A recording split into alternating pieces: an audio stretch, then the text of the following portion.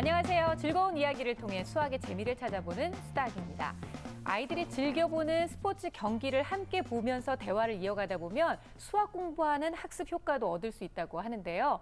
예를 들면 리그와 토너먼트의 차이가 무엇인지, 우리가 응원하는 팀이 이길 수 있는지, 이런 얘기를 하다 보면 결국은 확률과 관련된 얘기를 할 수 있게 된다는 거죠. 자녀와의 대화가 매우 중요하다고 많이들 강조하는데요. 웬만하면 자녀의 관심사에 맞는 이야기를 꺼내서 좀 효율적인 대화법을 이어가시면 좋을 것 같습니다. 자, 오늘도 전문가 선생님들과 함께 즐거운 수학 이야기 시작해 볼게요.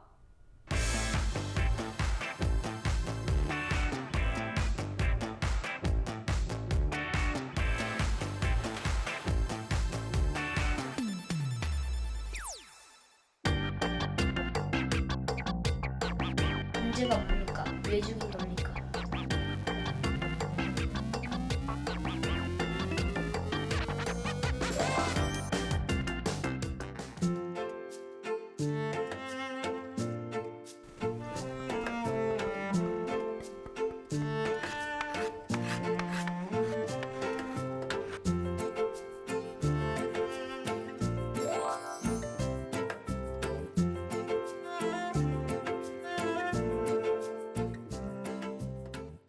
세상에는 다양한 음악이 있잖아요. 그런데 우리 이리 씨는 클래식 음악을 좋아하나요? 딱 봐도 좋아하게 생겼잖아요. 그러니까 누구나 이렇게 의외성이라는 게 아니, 있으니까요. 얼굴 자체가 클래식이잖아요. 그렇네요. 진짜 얼굴이 클래식하네요. 클래식하게 생겼잖아요. 네, 어떤 종류의 음악들을 좋아하세요? 클래식 중에서도 내가 좋아하는 음악? 특히 제가 자주 듣고 좋아하는 노래가 이제 엘리제를 위하여. 네. 그 청소차 후진할 때 띠리리리리리리리리리리. 네, 굉장히 그렇죠. 그거 들으면 첫사랑 생각도 나고 많은 생각이 듣게 되는데 일부 찾아 듣진 않고 네. 이렇게 이제 돌발적으로 가끔씩 얻어서 듣습니다. 어쩌다 들릴 때. 네네. 네, 괜찮습니다. 근데 사실 우리 중에서 그 민성원 선생님께서 클래식 음악을 굉장히 즐겨 듣는다는 얘기를 하셨던 기억이 나서요. 연주회도 좀 자주 가시나요, 선생님? 예, 자주 가는 편이고요. 그 차라얀이라고 아시죠? 네. 한국에 딱 한 번 왔거든요.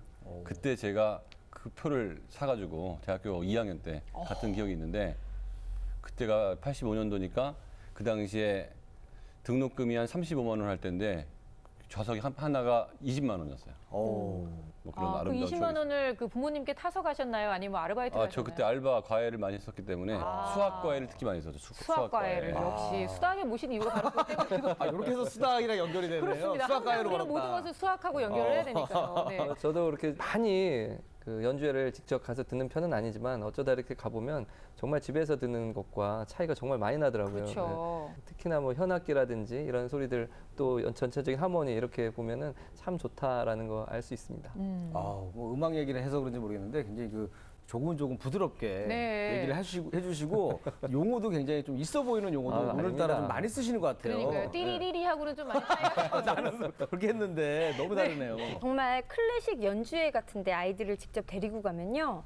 되게 느끼는 바가 달라요. 악기에 대한 호기심도 많고 정말 직접 그 현악기 소리를 들으면 막 감동이 불러일으키나 봐요. 네. 질문도 굉장히 많아지고 그거에 대한 수업 효과도 좋거든요. 그래서 어떤 분이 이제 전문가가 말씀을 한번 해주셨는데 우리나라 초등학교에서 음악 시간에 다루는 음악들이 전자음을 녹음한 거래요. 그런데 외국은 전부 다 실제로 그 현악기들을 연주를 해서 네. 그 음을 녹음해서 아이들한테 준다고 하더라고요. 그래서 직접 들려줘야지 음감도 기르고 정말 아이들에게 좋을 수 있다고 대단히 안타까워하셨거든요. 네. 근데 직접 데려가서 들려주니까 다르더라고요. 그 효과를 알겠더라고요. 우리는 아이들 어떤 것이든지 악기의 학원을 보내면 악기의 어떤 기능적인 면만을 굉장히 많이 가르치게 되는 경우가 있는데요. 지금 말씀하셨던 정말 마음을 울리는 그런 음악들 많이 좀 들려줬으면 하는 생각이 들어요. 자, 오늘 파인드 매스에서는요. 이렇게 우리의 심금을 울리는 악기, 현악기 제작자를 만나보려고 합니다. 그 현악기 하면 이 줄이 있는 악기들이잖아요. 그렇죠. 바이올린이나 기타나 첼로처럼 이렇게 줄이 달린 건데, 근데 제가 알기로는 이런 악기 만드는 일이 굉장히 힘든 걸로 알고 있거든요. 네, 그래서 저희가 또 파인드 매스에서 준비를 해봤죠. 그리고 미리 살짝 말씀을 드리는데요. 정말 이 현악기를 제작하는데 어마어마한 수학의 원리가 숨겨져 있습니다. 지금부터 만나보시죠.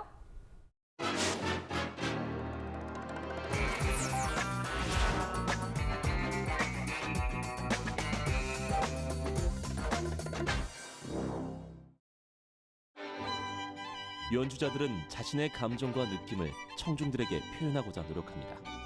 아름다운 음악으로 말이죠. 그래서 연주자에게 음악을 연주하기 위한 악기는 정말 중요한데요. 악기는 자기 자신을 표현하는 도구이자 삶의 반려자와도 같기 때문입니다. 음악을 연주할 때 연주자들의 표현력도 중요하지만 악기의 소리에 따라 연주가 달라지기 때문에 악기에 민감할 수밖에 없는데요. 완벽하고 정교하게 만들어진 악기일수록 많은 연주자의 사랑을 받습니다. 그럼 이렇게 아름다운 소리를 내는 악기를 만드는 사람들은 누구일까요? 오늘 파인드매스에서는 소리의 영혼을 담는 현악기 제작자를 소개합니다. 네, 현악기 제작자는 영어로 바이올린 메이커라고도 하는데요. 바이올린 족이라 하는 바이올린, 비올라, 첼로를 비롯해서 기타, 하프 등 현이 달려있는 모든 현악기를 만들 수 있는 제작가를 바이올린 제작가다 이렇게 표현할 수 있습니다. 현악기를 제작하는 모든 과정은 단 한 과정도 소홀히할 수 없습니다. 그중 가장 기본이 되는 것은 재료를 선택하는 것인데요. 어떤 나무를 썼느냐에 따라 소리의 기품이나 울림, 음색이 다르기 때문입니다. 현악기는 말 그대로 줄을 통해 음을 내는 악기를 말합니다. 우리나라의 현악기로는 아젠, 거문고, 가야금 등이 있고 서양의 현악기는 기타, 첼로, 콘트라베이스, 하프 등이 있는데요. 오늘은 바이올린의 제작 과정을 살펴보려고 합니다. 벌써 작업에 푹 빠져있는 제작자, 집중하는 눈빛이 날카롭습니다.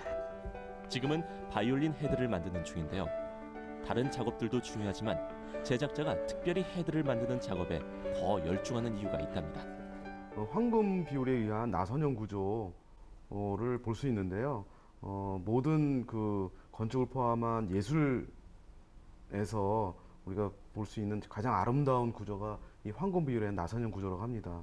그래서 이 바이올린의 헤드도 지금 이 어떤 바이올린 헤드의 스크롤도 황금 비율에 맞춰서 저희가 지금 작업을 하고 있는 것입니다. 바이올린을 만들 때 깊은 소리를 위한 여러 원리가 사용된다는 것은 쉬이 생각할 수 있지만 아름다움을 위한 요소도 고려된다는 사실은 놀라웠는데요. 실제로 바이올린은 겉보기에는 간단하지만 70여 개의 부분이 정교한 계산에 따라 조합된 매우 수학적인 악기입니다. 때문에 대부분의 악기가 시간이 지나면서 그 성능이 끊임없이 개선되고 있는 반면 바이올린은 300년이 지난 지금도 오히려 연구의 대상이 되고 있습니다. 그 헤드에 만든 스크롤의 그 황금 비율은 굉장히 아름다움을 위한 황금 비율이고요. 반면에 이 지금 황금 비율은 소리를 내기 위한 황금 비율입니다. 그래서 만일 제작가가 그 아름다움에 관한 황금 비율을 살짝 놓쳐도 사실 소리에는 큰 영향은 없지만 이 소리에 관한 황금 비율은 만일 놓치게 되면 소리에 큰 영향을 주는 굉장히 중요한 부분이라고 할 수 있습니다. 바이올린의 도면 속에는 아름다움이나 소리를 위한 황금 비율 등의 다양한 비밀들이 숨어 있습니다. 태생 자체가 수치와 비례를 적용한 부분이 많은 바이올린이기 때문에 아주 작은 1mm의 차이도 용납할 수 없습니다. 당연히 바이올린 제작의 도면은 매우 중요하겠죠? 현악기 제작자는 그런 수학적인 원리에 따라 바이올린을 만든다는 것입니다. 훌륭한 제작자일수록 황금 비율의 중요성을 알고 법칙에 가깝도록 바이올린을 제작하는데요. 미와 소리, 그 어느 것 하나도 모자라지 않도록 말이죠. 그 외에 악기를 깎는 거나 칠을 하는 거나 줄을 다는 등 다른 제작 과정에도 깊은 소리를 위한 특별한 원리가 필요하답니다.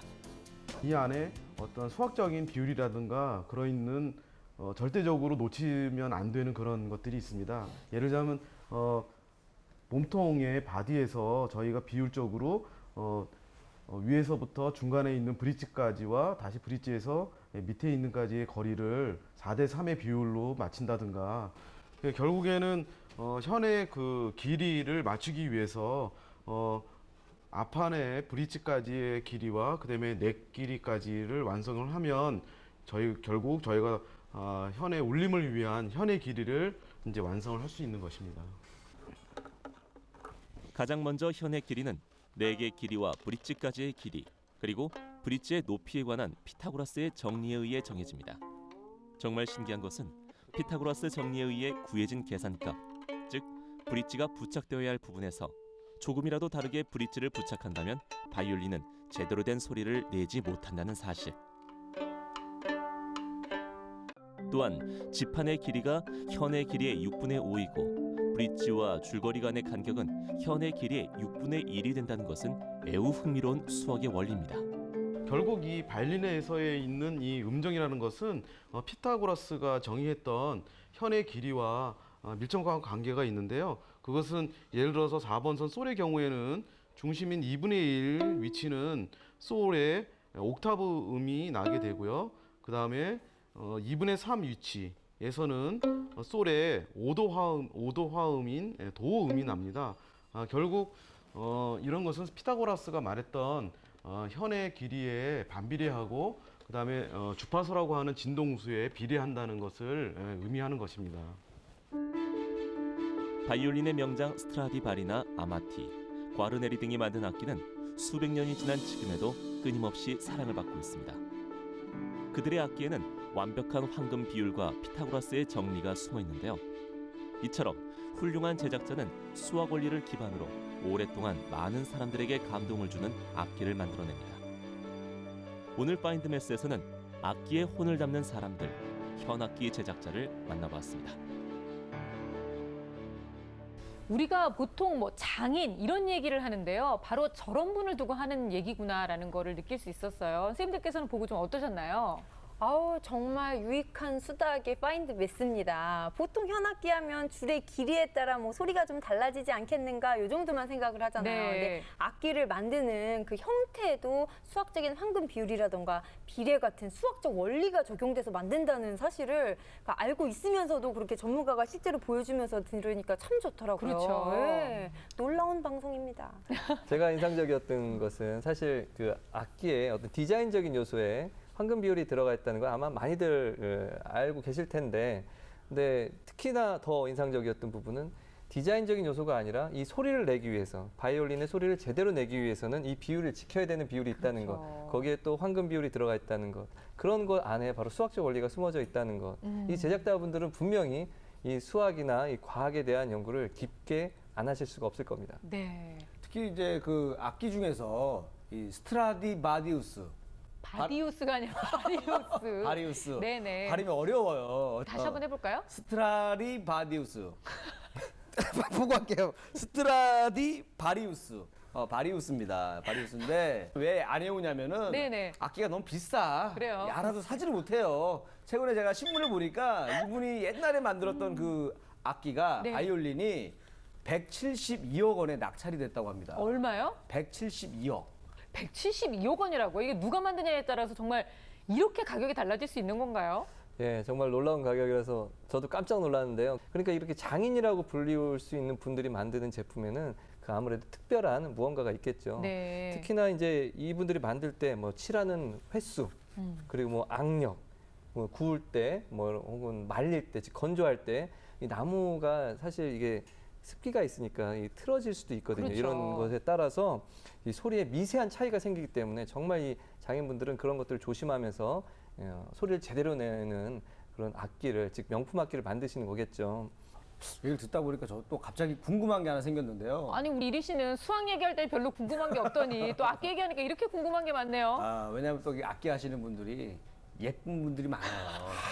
그죠? 우리는 오늘 악기 만드시는 분 얘기를 하고 있거든요. 그렇죠. 네. 악기 켜놓은 분들은 언제 할지 모르겠는데 일단 그래서 관심이 많은데 네. 특히 이제 현악기를 보면은 다 줄로 돼 있잖아요. 근데 그 줄을 같은 줄인데도 소리가 다 다르게 나거든요. 네. 그래서 그 원리가 좀 궁금해요. 그러니까 기타 줄이든 현악기 줄이든 이게 팽팽하게 있고 이 진동에 따라서 이 소리가 나는 건데, 진동이 빠르면 고음이고 느리면 저음이 되죠. 그러니까 네. 가는 줄은 고음이 나오고 굵은 줄은 저음이 나오는데, 그걸 반으로 딱 눌러버리면 이 진동수가 더 빨라지게 돼 있죠. 그러면 한 옥타브가 올라가는 거예요. 그래서 어느 지점을 누르냐에 따라서 도레미파솔라시도가 나올 수가 있는 거고, 이거를 처음 발견한 사람이 피타고라스입니다. 오. 피타고라스가 피타고라스 정리 있잖아요. 그죠? 네. 그런 것만 잘하는 줄 알았더니 악기에도 관심 많아요. 그래서 이분이 또 돈 되는 건 다 하셨던 것 같아요. 옛날부터. 아마 피타고라스 관련된 네. 책을 읽어보면 네. 아마 깜짝 놀랄 겁니다. 정말 다양한 분야를 정리를 많이 했는데요. 네. 특히 이 음악에도 관심이 많았습니다. 그래서 음이 어떤 관계를 이룰 때 조화로운 소리가 나는가를 연구를 했는데, 방금 말씀하신 대로 이 줄에 반을 눌렀을 때 한 옥타브 높은 소리가 난다든지, 그리고 3분의 1을 줄이면 완전 오도 관계 음이 난다든지 3분의 1을 느리면 또 오도 관계가 있는 지금 완전 오도 관계를 알게 되겠고 또 4대 3의 비율을 통해서 완전 4도의 음을 또 찾아서 조화로운 소리를 많이 찾았거든요. 네. 예, 그렇게 해서 사실은 그 이전에도 분명히 그런 것들이 있었을 텐데 그런 것들 집대성한 그런 측면이 있죠. 피타고라스 학파들이. 그래서 그런 것들, 즉 유리수 비율을 가지고 있는 그런 비율들을 순정률이라고 불러요. 그렇게 해서 이런 것들을 찾았었는데 지금은 그 순정률을 보통 쓰지는 않고요. 네. 평균율이라고 그래가지고 무리수 비율을 사용합니다. 즉 12 반음을 하잖아요. 그래서 12개의 반음이 올라가면 한 옥타브가 올라가는 이런 음계를 쓰는데 이런 것들을 평균율, 즉 그때는 무리수 비율을 쓰게 됩니다. 네. 예, 이런 것들이 있죠. 네. 왠지 저 세 분만 이해하고 우리들은 모르는 것 같은 느낌이 저 들어요. 마치 뭐냐면은 그 자동차에 있는 그 인형 있잖아요. 계속 고개 끄덕거리는 그처럼 그냥 아무 생각 없이 이렇게 하고 있었어요. 네네.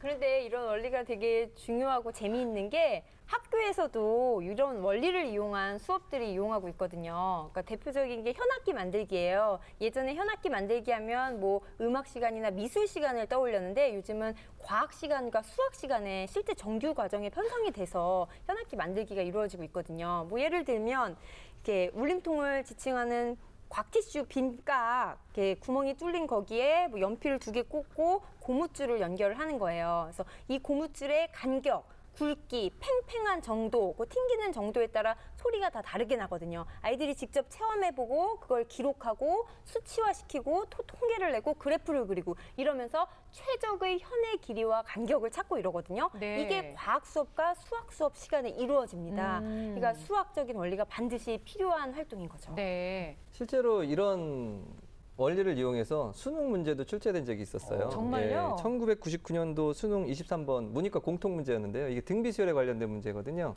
예, 이게 바로 아까 말씀드린 평균율에 네. 관련된 내용이거든요. 이렇게 수학과 음악의 관계가 깊다라는 것을 수능 문제에서도 알 수 있었죠. 네, 오늘 뭐 파인드 매스를 통해서도 관련 직업에 대해서 장래 나 이런 직업을 한번 가져봐야 되겠다 생각하는 친구들이 많을 것 같은데요. 어떤 공부를 하면 되나요? 일단 뭐 전공은 뭐 음악 관련된 전공을 할 수도 있고 그 조각 관련된 전공을 할 수도 있고 네. 하지만 뭐 수학적 사고력이 기본적으로 바탕이 되어 있어야 될 것 같고요. 근데 좀 불행한 거는 한국에서 정규 과정에서 현악기를 만드는 것을 가르치는 것은 없다고 그러고요.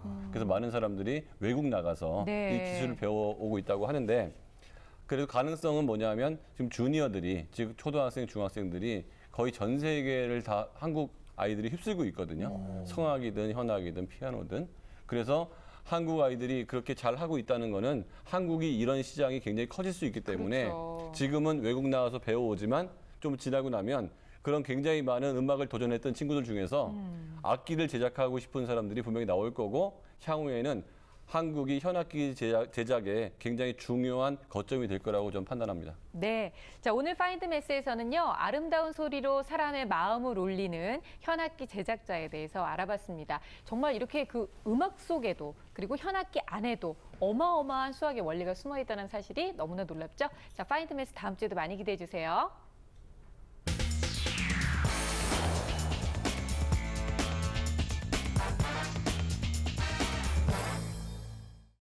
시청자 여러분의 수학 고민을 깨끗하게 해결해드리는 클리어매스입니다. 오늘의 주인공은요, 초등학교 3학년 남자 학생인데요. 일단 제가 굉장히 기대가 되는 것은 이 아이의 그 장래 희망이 배우라고 합니다. 네. 꿈이 배우이다 보니까 정말 긴 대사를 너무너무 잘 외운다고 해요. 그런데 의외로 이런 것과 달리 긴 문장에 수학 문제가 나오면 굉장히 머리 아파한다. 이렇게 어머니께서 말씀하셨거든요. 그게 자기가 좋아하는 것을 잘하는 것은 실력이라고 보기 어렵습니다. 아, 그렇네요. 사실은 뭐 집중 잘 못하는 친구들도 좋아하는 만화 영화를 본다거나 뭐 게임을 한다거나 하면은 놀라운 속도로 몰입을 하거든요. 네. 근데 그거를 집중력이라고 말하지 않잖아요. 그렇다 보니까 이 친구는 어떻게 문장을 이렇게 잘 외우는데 수학 긴 건 못 풀죠는 그냥 수학을 못하는 거예요. 그래서 수학 실력을 길러줄 수 있게 네네. 지도하는 게 필요할 것 같습니다. 아, 우리 냉정한 김희진 선생님 웬만하면 냉정하지 않으신데. 저하고 오래 있다 보니까 좀 바뀌는 것 같아요. 점점 이렇게 전염이 되는 것 같아요. 자, 그렇다면 정말 선생님의 그 생각대로 이 아이가 수학을 싫어해서 그런 건지 아니면 뭐 또 다른 이유가 있는 건지 오늘 주인공부터 만나보도록 하겠습니다. 오늘의 주인공은 어떤 수학 고민을 갖고 있을까요? 주말 오후 TV 시청에 빠져 있는 가족들. 뚫어지게 보는데요. 드라마를 보는 눈빛이 예사롭지가 않죠? 미래의 송중기를 꿈꾸는 오늘의 주인공. 초등학교 3학년 조현성 군을 소개합니다. 문제가 뭡니까? 문제가 뭡니까? 현성이의 취미는 드라마 명대사 외우기라네요. 문제가 뭡니까? 이석진 중사 왜 죽인 겁니까? 갑자기 막 연기 연습도 하고. 드라마를 보는 분위기가 굉장히 그 공부할 때 그 진지함을 가지고 있어요. 맞아요. 이제 아이가 또 책도 좋아하고 책도 많이 읽고 주산도 좋아하고 계산 푸는 것도 어렵지 않고 잘 따라하는 것 같아서 크게 수학에 어려움이 없을 거라 생각을 했는데 이제 3학년 과정 지내다 보니까 그 서술형 문제가 나와요. 스토리텔링 이야기 자기가 생각해서 푸는 과정이 있는데 그런 부분에 대해서는 조금 잘할 것 같으면서도 약하더라고요. 그래서 그게 조금 제가 고민이 되고 있어요. 네. 최근 수학 공부에 어려움을 느끼는 현성이가 걱정이라는 엄마. 아버님 포스인데요, 거의. 그렇죠. 네. 이런 엄마의 마음을 아는지 모르는지 드라마 삼매경에 빠진 현성이. 거의 드라마를 연구하면서 보는 것 같아요. 어우, 벌써 지금 한 시간은 훌쩍 지나갔는데요? 근데 몇 시야 지금? 시간 다 됐네, 그치? 이제 그만 보고 이제 공부해야지, 이제. 들어가서 숙제해. 텔레비 좀 끄고. 알았어. 나이가 숙제하자. TV를 더 보고 싶긴 한데 엄마랑 약속을 해서 공부하기 위해서 TV를 껐어요. 그 좋아하는 TV도 마다하고 공부를 선택한 현성이 정말 대견하죠. 학원 대신 매일 공부할 부분을 정해준다는 엄마. 평면도형 먼저 이거 하고 12, 13, 14 여기까지 두 장 할 수 있지? 이런 아직 시작도 안 했는데 벌써 지친 모습의 현성이 얼굴에 근심이 한가득입니다. 여기까지 할 수 있어. 여기랑 여기까지 한번 해보자. 수학 공부 양이 많다고 생각해요. 엄마가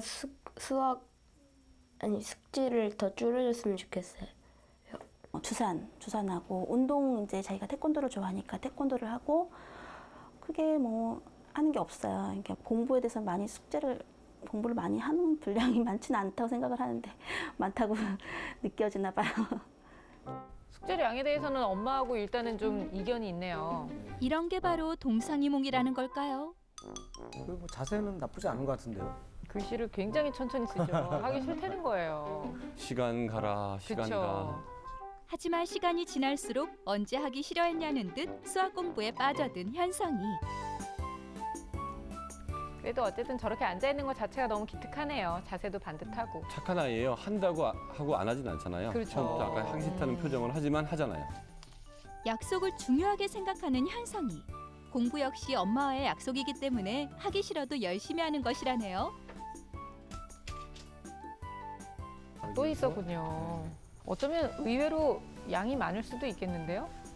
어느새 두 번째 문제집을 푸는 현성이 처음 모습과는 다르게 빠르게 문제를 풀어나가는데요. 그런데 혹시 보셨나요? 평소 수학 문제를 풀 때도 주산을 활용하고 있는 모습인데요. 주산 덕분에 연산 문제는 큰 무리 없이 잘 푼다고 하네요. 그런데 갑자기 멍한 표정의 현성이. 무슨 문제라도 있는 걸까요? 갑자기 아줌마가 자세가 아까까지는 자세 좋았는데. 역시 스토리텔링 문제가. 그저 바라보고 또 바라보고. 현성아 문제 닳겠다. 이게 지금 5배속을 한 거니까 가만히 있었다면 굉장히 지금 지루한 화면이 됐을 거예요. 결국 엄마에게 도움을 요청하는 현성이. 엄마, 모르겠어. 그래도 뭔가 고민했다는 거 아닌가요? 저런 모습이 나왔다는 그렇죠. 거. 그렇죠. 아직 네. 포기 안 한 거니까. 네. 어떤 거 모르겠어? 이거 막대 길이가 몇 센치래? 하나의 길이가 357cm. 357cm인데 평소에도 현성이가 문제를 이해하기 쉽도록 중요한 조건들을 짚어주며 알려준다는 엄마. 357 더하기 357 빼기 125cm. 그래 잘하네. 식을 한번 써봐 했으니까 식을 써봐야 알지. 아, 진짜 그냥 이렇게 다 주산하듯이 하네요. 그저 연사 문제를 풀 때처럼 스토리텔링 문제도 편한 마음으로 차근차근 풀기만을 바랄 뿐인데 스토리텔링 문제에는 유독 접근하는 것조차 힘겨워하는 현성이. 도대체 그 이유가 무엇일까요? 주산 쪽은 오답이 별로 안 나오니까 쉬운 것 같고 스토리텔링을 보면 막 빼기나 막 더하기를 막 섞어서 하라고 하잖아요. 그래서 이해하기도 힘들고 쓰는 것도 힘든 것 같아요. 스토리텔링과의 전쟁에서 벗어난 현성이. 하지만 오늘의 수학 공부는 여기서 끝이 아니었습니다. 아, 인터넷 강의를 듣고 있어요. 하루 30분 이상 꾸준하게 인터넷 강의를 듣는 현성이. 그런데 어째 자세 삐딱. 풍선껌 씹는 모습이 한눈에 봐도 집중력이 떨어진 것 같은데요. 근데 왠지 자세가 점점 흐트러지면서 아까 텔레비전 드라마 봤을 때의 느낌하고 좀. 마치 TV를 보듯 인터넷 강의를 보고 있었네요. 제가 지도도 하지만 제가 지도하면 가끔 이제 제 마음대로 안 따라줄 때는 제가 좀 이렇게 또 화도 내기도 하고 그러면 현상이가 또 힘들어하기도 하고 해서 인강을 듣다 보면 이제 아이가 더 알아듣기도 쉽고 또 그거 들으면 이제 저도 이제 또 나름대로 제 일을 하고 뭐 이제 알아서 또 현상이가 알아서 또 좋아서 찾아서 하는 편이라 제가 인강을 주로 많이 틀어주고 예, 현상이도 많이 자기가 스스로 알아서 인강을 듣는 편이에요. 평소에도 틈날 때마다 인터넷 강의를 TV 대신 본다는 현성이. 과연 괜찮은 걸까요? 선생님들 알려주세요. 네, 초등학교 3학년 조현성 군입니다. 일단은 본인이 뭐 꿈이 배우니까요. 네. 어쨌든 간에 뭐 방송계에 있는 한 사람으로서 굳이 이제 평가를 하자면 일단 눈빛이 살아있지 말입니다. 송중기 삘이 약간 있지 말입니다. 있습니다. 있습니다. 네. 그래서 배우로도 탐나는 친구다. 네. 저 눈빛 가지고 공부를 열심히 하면 정말 잘 되겠다 이런 느낌을 받았어요. 그 눈 그렇게 뜨지 마세요. 깜짝 놀랐어요, 지금. 송중기 눈빛 아닙니까? 깜짝 놀랐습니다. 아, 진짜 어쨌든 간에 본인이 가지고 있는 꿈을 위해서 계속 이렇게 굉장히 그 드라마도 열심히 보는 모습 보니까 본인이 의욕도 좀 있는 아이라는 생각이 들고요. 엄마가 이거 해라 하고 하니까 어쨌든 싫다 소리 안 하고 일어나서 제가 갔어요. 저는 그런 것만 해도 굉장히 예뻐 보이기는 했는데요. 일단 지금 학습량을 보면 수학 문제집 2-3장 정도 풀고 있고요. 인터넷 강의 30분을 하고 있다고 하는데 아이하고 엄마하고 이 학습량에 대해서는 좀 의견이 맞지 않고 있는 것 같아요. 제가 봤을 때 객관적으로는 그렇게 많아 보이진 않거든요. 근데 아무래도 현상이가 그걸 좀 부담스럽게 느낀다는 건 뭐 흥미 혹은 재미를 많이 느끼지 못하고 있다라는 네. 반증이겠죠. 그래서 지금 현재는 다행히 엄마의 말을 잘 듣고 있습니다. 그런데 이제 조금씩 시간이 지나거나 학년이 좀 올라가면 그렇죠. 예, 조금씩 문제점이 나타날 수 있거든요. 그래서 타이르는 데는 아마 한계가 어느 순간에는 나타날 수 있습니다. 그러니까 약간의 구조적인 변화를 학습지라든지 뭐 공부방이라든지 이런 것들을 통해서 어떤 지도, 어떤 어머님이 하시는 피로, 예, 어떤 상호 스트레스 이런 것들을 좀 줄여가면서 좀 꾸준히 학습해 나간다면 좀 발전하지 않을까요? 예. 네. 시간이라는 게 뭐 상대적인 거기 때문에 사실은 시어머니하고 같이 있는 1시간, 여고 동창생과 같이 있는 1시간, 이 느낌차가 확 나잖아요. 아, 그렇죠. 그러니까 이 아이가 드라마를 볼 때 1시간, 수학을 풀 때 1시간. 지금 엄마 입장에서는 적다 많다 하지만 아이가 느끼는 체감은 정말 다르거든요. 그래서 일단 좋아지거나 익숙해지고 나면 훨씬 더 많이 할 수 있겠지만 지금 얘가 힘들어한다 그러면 힘들어한다고 인정하셔야 돼요. 그리고 네. 거기 어디에서 조정하는 게 좋을 것 같아요. 책도 잘 읽는 편이고 계산도 뭐 어렵지 않게 잘 한다. 그리고 더더군다나 아까 대사 이렇게 하는 거 보니까 어휘력도 굉장히 좋은 것 같은데 유난히 스토리텔링 수학을 어려워하고 아까 문제 푸시는 것도 보셨잖아요. 좀 굉장히 힘들어하고 다 별표 쳐 있거든요. 뭐 이런 연관관계를 좀 가지면 잘할 수도 있지 않을까 싶은데 또 의외로 그렇지 않네요. 서술형 문제, 스토리텔링 문제도 결국 지금의 곱셈, 뺄셈 뭐 이런 것들 덧셈이 섞여 있는 문제들이잖아요. 네. 그러니까 이 말로 된, 글로 된 내용을 어떻게 하면 이렇게 우리가 사용하는 수식으로 그동안 연습했던 단순 연산으로 바꿀 수 있느냐 이런 연습들이 지금 부족해 보이니까 그거의 연습을 좀 더 집중할 필요는 있습니다. 자, 그래서 예를 들어 이런 문제였죠. 우람이는 초록산에서 출발하여 초록광장을 지나 블랙홀 백화점에 가려고 합니다.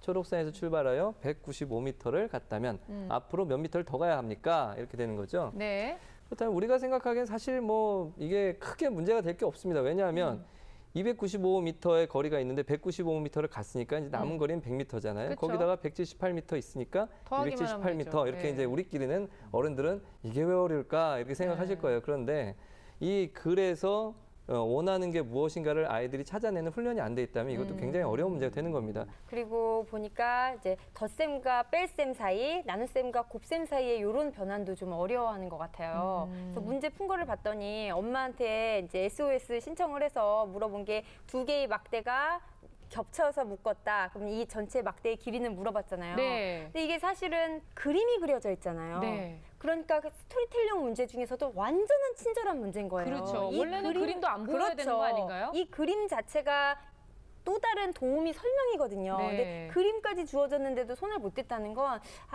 정말 이 부분에서 보충이 필요하거나 이런 생각이 들었어요. 그래서 이 스토리텔링형 문제를 읽고 조건을 찾아서 푸는 방법을 제가 좀 예를 들어주고 싶어서 네. 이 친구가 틀린 문제를 한번 찾아봤습니다. 그래서 3번 문제를 보시면 처음에는 목표를 찾아야 됩니다. 도대체 이 문제를 통해서 내가 알아내려고 하는 정답이 무엇인가? 정답은 수로가 쏜 화살입니다. 화살이 몇 개냐? 네, 수로가 쏜 화살의 개수라고 쓰세요. 그 다음에 조건을 찾는 거죠. 10점 2개, 9점 3개. 3개. 그 다음에 모르는 거, 물음표 7. 이런 식으로 씁니다. 네. 이제 그 쓴 조건을 가지고 식을 만드는 거예요. 10 곱하기 2 더하기 9 곱하기 3 더하기 물음표 곱하기 7은 합이 96. 96이다. 그래서 빼면 7 곱하기 물음표는 49가 나와요. 네. 그러면 뭐 77에 49, 그렇죠. 물음표는 7이겠구나. 또는 이게 곱셈이니까 나눗셈으로 바꿔서 49를 7로 나누면 물음표가 7이겠구나.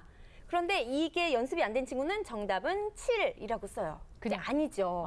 수로가 쏜 화살의 개수를 묻는 거잖아요. 그렇죠. 다시 돌아가서 도대체 이 문제를 통해서 얻는 게 무엇인가. 그러니까 화살의 개수 2 더하기 3 더하기 내가 구한 7 해서 답이 나와야 되는 거예요. 12개를 쏜 거군요. 그렇죠. 그래서 꼭 마지막에 이렇게 실수를 많이 하는 친구들은 내가 찾은 답이 정말 문제에서 원하는 그 답이 맞는가를 한 번만 더 매칭해보는 연습을 하면 실수를 훨씬 줄일 수 있습니다. 저는 낚였네요, 지금 금방. 저도 아꼈어요. 그렇죠.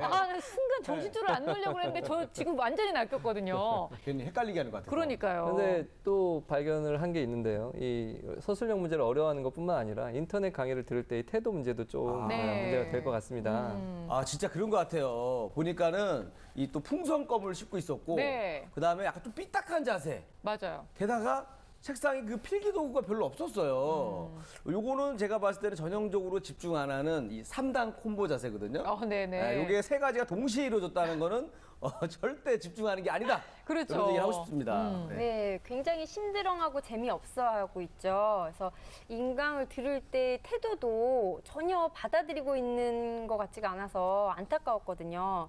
그래서 어머니께서 우선 인터넷 강의 듣는 방법이 있습니다. 반드시 사전에 학습을 해봐야 돼요. 자기가 그래요? 어떤 내용을 할 것인지. 네, 이건 재밌는 쇼가 아니거든요. 내가 무언가를 얻기 위해서 듣는 거기 때문에 네네. 최소한의 노력, 학습 목표가 뭔지 정도는 자기가 알고 들어가야 됩니다. 그래서 모르는 거 위주로 듣고 또 기록하고 이런 활동들을 충분히 해야 되고 이것을 만약에 못한다.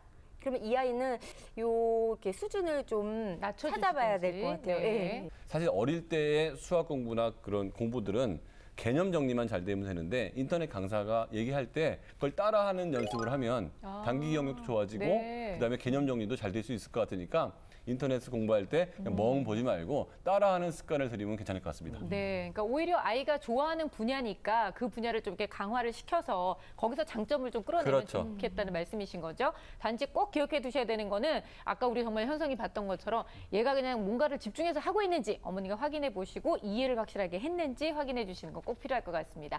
자, 저희가 또 검사 진행해 봤는데요. 어떤 결과 나왔나요? 일단 화면 보면서 말씀드릴게요. 네. 오. 전체적으로 우수 수준이 나왔고요. 좌우뇌가 매우 균형적이고 추론 능력이 형식 강한 아이이기 때문에 학년이 올라가면 올라갈수록 성적은 더 상승할 가능성이 있다. 네. 그렇게 볼 수 있고요. 서술형 문제가 잘 안 된다고 하는데 문제를 풀 수 있는 능력이 없는 게 아니고요. 습관이 아직 안 잡혀 있을 뿐이다라고 볼 수 있을 것 같고 그래서 수학 성취도를 봤는데 이게 좀 이상했어요. 네. 저 정도 능력이 좋은 아이가 중 수준이더라.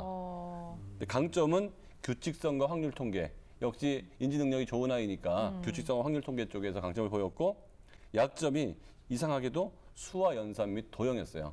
그러니까 귀찮은 걸 굉장히 싫어하는 거죠. 네. 손으로 뭘 하는 걸 싫어하고 답은 대충 나온 게 능력이 있으나 아이가 뺀질뺀질 놀아가지고 실력이 자기한테 안 쌓이고 있다. 이렇게 볼 수 있을 것 같습니다. 네네. 아, 그렇군요. 또 연산과 도형 부분에서 좀 약하다고 말씀하셨는데요. 실제로 문제를 푼 과정에서도 좀 그런 모습이 보이셨나요? 예, 그런 모습이 있었습니다. 뭐 이게 안 했기 때문에 그랬을 가능성이 매우 높아요. 뭐 공통점, 사각형들의 공통점을 찾아 써보시오 그랬는데 이 꼭지점과 직각이 있다라고 이렇게 썼는데 뭐 직사각형, 정사각형, 평행사변형, 사다리꼴 이렇게 있거든요. 네. 근데 모든 사각형에 이 직각이 있지는 않거든요. 공통점을 찾는 것이라는 걸 좀 간과한 것 같습니다. 네. 예, 좀 실수도 있었을 것 같고요. 또 23번에서 보면은 이 그림을 어떻게 움직이면 다의 그림이 되겠습니까? 라는 거예요. 근데 이것의 안타까운 점은 시도를 안 했다는 거예요. 이유는 아마도 틀릴 것, 그리고 표현에 대한 두려움 이런 것들이 섞여 있을 네. 거라고 몰랐을 가능성. 사실 이런 문제들을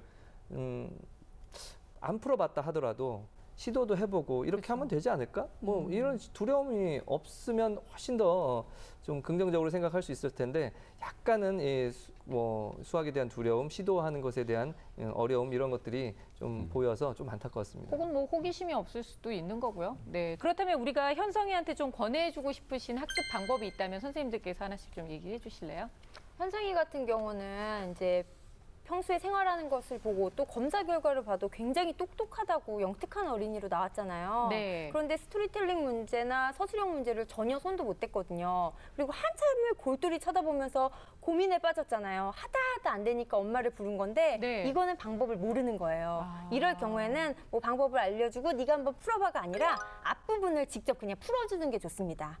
아예 직접 네. 한 줄을 이렇게 해서 이렇게 식을 써라든가 그렇게 풀어주고 그 다음을 네가 해봐라는 식으로 시도를 해주는 게 좋아요. 그리고 이제 도형 부분을 좀 어려워했었는데 가장 화면으로 표현하기 쉬운 단원이 도형이에요. 네. 눈에 보이거든요. 구조도 만들고 그렇죠. 쌓기나무도 쌓고 네. 돌리고 오리고 넓이가 흩어졌다 모여지고 그렇기 때문에 영상 매체로 그 도형 부분은 굉장히 많은 자료를 찾을 수 있고 너무너무 재밌는 것들도 많거든요. 네. 그래서 그 인강을 통해서 그런 영상 자료를 통해서 도형을 좀 배워보면 어떨까 하는 것을 권해봅니다. 네. 저도 굉장히 동감해요. 인강을 들었으면 좋겠는데 특히 또 배우의 꿈이 있으니까 기왕이면은 인강을 듣더라도 약간 좀 연기파 선생님. 아까 좀 화려한 액션이 있고 네, 막 표정도 개성 강하신 막, 분들 계시잖아요. 표정도 잘 쓰고 약간 우리 김희진 선생님 같은 스타일 있잖아요. 아, 진짜 액션 그렇네요. 전문이신 네네. 분들을 약간 인강 선생님으로 강의를 들으면 연기도 배우고 그다음에 수학도 배우고 일석이조효과가 있을 것 같아요. 의외로 너무 오버 액션을 배워서 좀 잘못하면 하여튼 뭐 인강은 도움이 될 것 같고 그다음에 이제 보니까 아까도 TV를 많이 좋아하는 것 같아가지고 그래요. 이게 살짝 걱정이 되더라고요. 그래서 앞으로 이 TV를 안 볼 수는 없고 보긴 봐야 될 것 같기도 한데 앞으로 TV를 뭐 어떻게 봐야 되는지 시간하고 네. 또 어떤 프로그램을 봐야 되는지 좀 그걸 좀 알려주면 좋을 것 같아요. 뭐 현성이 예를 들면 현성이는 TV를 매우 적극적으로 보잖아요. 네. 그러니까 다시 봐가면서 발성 발음 좋게 대사도 따라 읽고 네. 이런 아이들한테 TV는 굉장히 좋은 도구예요. 근데 TV를 볼 때 제일 안 좋은 게 보는 것도 아니고 안 보는 것도 아니고.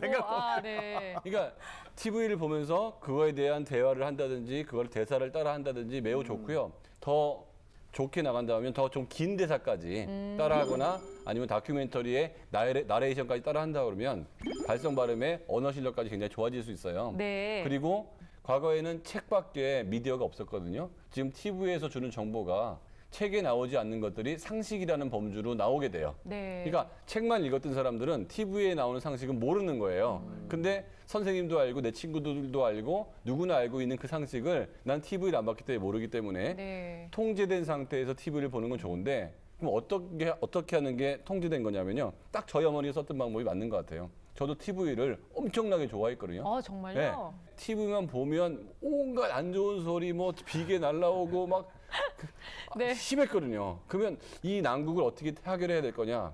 부모님께서 TV를 못 보게 하는 이유는 하나잖아요.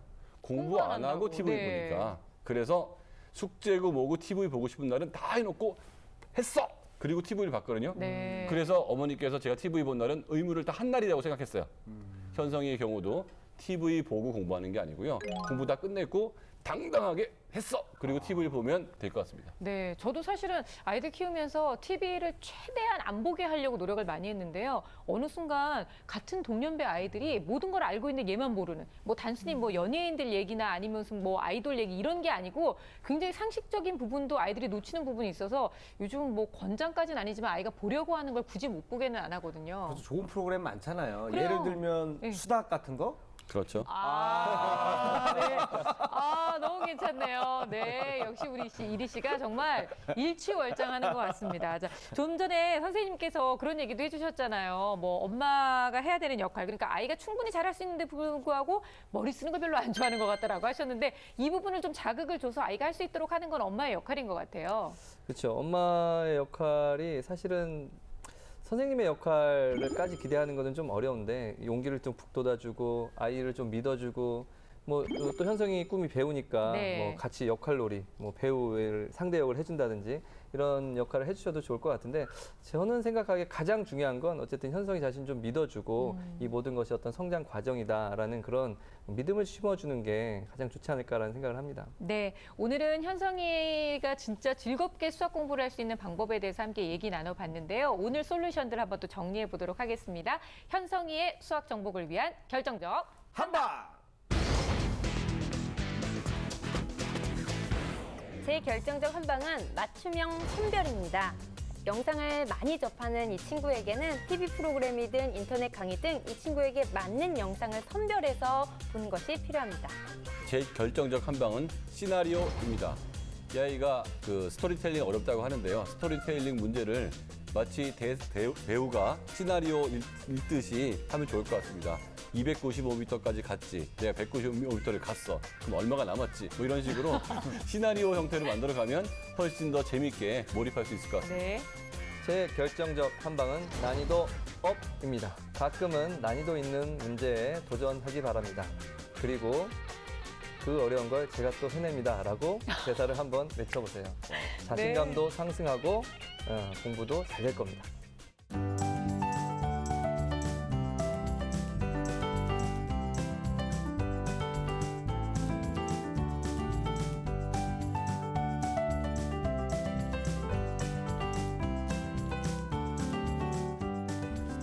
이 어려운 결정적 한방을 정말 우리가 이렇게 매주 합니다. 정말 대단한 전문가들 아니십니까? 자, 우리 이리 씨의 결정적 한방도 네. 늘 정말 결정적이거든요. 오늘은 뭐예요? 자, 오늘도 기대하셔도 좋습니다. 제 결정적 한방은 바로 카메라입니다. 카메라요? 야, 이걸 어떻게 하라고요? 왜냐면 우리 이 현석이의 꿈이 네. 바로 그 배우잖아요. 그거 비싼 거 좀 내려놓고 하면 비싼 안 거 돼요? 좀 내려놓을까요? 떨어질까 봐 자꾸 무섭네요. 불안한데 네. 예, 내려놓고 꿈이 그 배우기 때문에 네. 이 배우는 이 몰입을 잘해야 됩니다. 그렇죠. 네, 근데 아까 그 수학 공부할 때 모습은 몰입을 잘 안 하더라고요. 그렇죠. 어차피 이 배우들은 또 카메라랑 또 친해져야 되거든요. 그래서 자기 공부하는 모습을 좀 카메라로 찍어가지고 네. 계속 좀 이렇게 모니터를 했으면 좋겠어요. 그래서 아. 내가 집중을 안 하는구나. 그래서 좀 반성도 하고 또 자기가 하는 공부하는 모습을 화면 보면서 내가 스스로 느낄 수도 있거든요. 네. 그래서 발전하는 데 도움이 될 거라 생각합니다. 그래서 네. 제 결정적 한방은 바로 카메라였습니다. 너무 좋은 아이디어인 것 같아요. 늘 항상 우리가 이게 몰래카메라 하고 보면 어머 내가 저랬었어? 내 목소리가 저래? 뭐 이런 얘기도 하는데 카메라를 이용하는 거 너무 괜찮은 결정적 네. 한방이었던 것 같아요. 자, 오늘은요. 뭐 수학뿐만이 아니라 모든 학습에 있어서 얼마나 바른 자세가 중요한지 그 바른 자세를 통해서 바른 마음가짐도 가질 수 있다는 것을 우리 현성이의 경우를 통해서 깨닫을 수 있지 않았나라는 생각이 듭니다. 자, 오늘 수학은 여기까지고요. 저희는 다음 시간에 더욱더 즐거운 수학 이야기 가지고 찾아오겠습니다. 감사합니다.